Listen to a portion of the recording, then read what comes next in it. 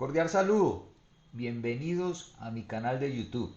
Les habla Jorman Villanueva y en este video vamos a ver una introducción a lo que es la electrónica digital. Entonces, empecemos hablando un poco de qué se usa o con qué datos se trabaja en la electrónica digital. Entonces, en la electrónica digital vamos a trabajar con datos binarios, con datos digitales, es decir, datos que solamente tienen dos estados, o es cero o es uno, y eso es lo que se conoce como el sistema binario. Cuando se almacena información en los discos duros, en las memorias USB, en las memorias RAM y en las diferentes tipos de memoria, se están almacenando datos digitales, datos binarios. Lo que se almacenan son unos y ceros. Los computadores, cuando hablamos de los computadores, podemos hablar en general de todos los sistemas electrónicos que usamos. Por ejemplo, el computador portátil internamente tiene un microprocesador. Si pensamos en el PlayStation, si pensamos en las neveras inteligentes, en todos estos sistemas electrónicos, su cerebro es un procesador, es un microprocesador. Entonces, de forma general, pues podemos denominarlo un computador. Entonces, estos computadores trabajan con datos digitales, trabajan con datos binarios. Y si hablamos de la comunicación que existen entre estos sistemas, pues esa comunicación también se da a través de datos digitales, a través de datos binarios. Cuando, por ejemplo, de un computador enviamos un archivo a otro computador, pues ese archivo se envía a través de datos binarios, datos digitales, es decir, a través de unos y ceros. Cuando uno estudia los sistemas electrónicos, pues se encuentra con dos tipos de señales.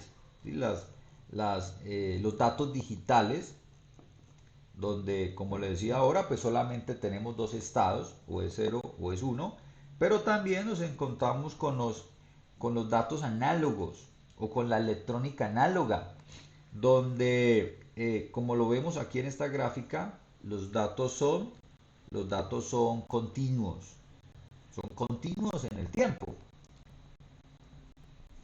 Aquí en esta imagen pues vemos un poco sobre lo que tenemos en el mundo actual. Entonces, nuestro mundo es análogo, todo lo que nos rodea a nosotros es análogo. Entonces nosotros a través de un sensor o a través de sensores podemos captar variaciones en el mundo análogo. Entonces podríamos pensar en un sensor de temperatura que esté captando o que esté capturando la variación de la temperatura, bien sea en un salón, bien sea en un cuarto, bien sea en una casa, en una empresa. Cuando captamos esa variación a través de un sensor, pues nosotros necesitamos acondicionar esa señal, es decir, acomodar esos datos que nos entrega el sensor. Y si nosotros queremos procesar esa información que nos está capturando ese sensor a través de un microprocesador, a través de un computador, pues necesitamos hacer una conversión de análogo a digital. De análogo a digital, es decir, necesitamos un traductor que nos convierta esos datos análogos a datos binarios, a unos y ceros. Cuando ya hacemos esa traducción, pues ahora sí vamos a tener datos binarios y ahora sí los podemos procesar a través de un circuito digital. Y esos datos podemos mostrarlos a través de un display o podemos comunicarlos a otro sistema.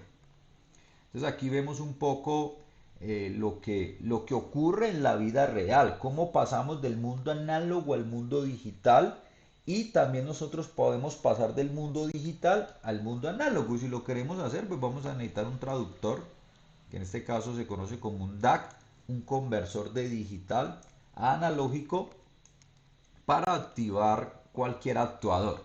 Un actuador puede ser un bombillo, un actuador puede ser un motor. Lo mismo pasa con los lenguajes de programación. Si nosotros trabajamos con algún lenguaje de programación, pues obviamente estos lenguajes, su sintaxis es muy familiar a la comunicación del ser humano. Pero como lo decíamos ahora, los computadores, en general los computadores entienden son unos y ceros.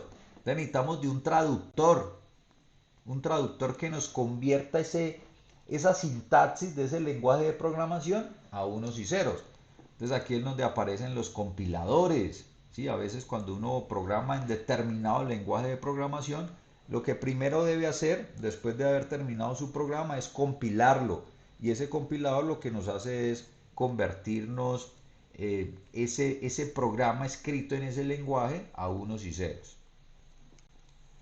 En electrónica digital pues trabajamos con lo que es la lógica positiva, es decir que un uno lógico está representado con un voltaje y ese voltaje puede estar entre 2.2 voltios y 5 voltios y un cero lógico pues puede estar determinado en un rango que va de 0 a 0.8 voltios.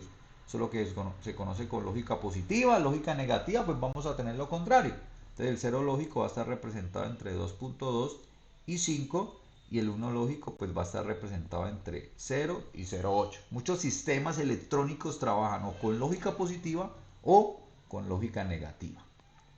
Y en electrónica digital pues vamos a trabajar con tres funciones lógicas básicas, que va a ser el negador, la compuerta AND o la operación AND y la operación OR. Listo, espero que este video pues les permita a ustedes conocer un poco sobre lo que es la electrónica digital. Obviamente conceptos muy básicos.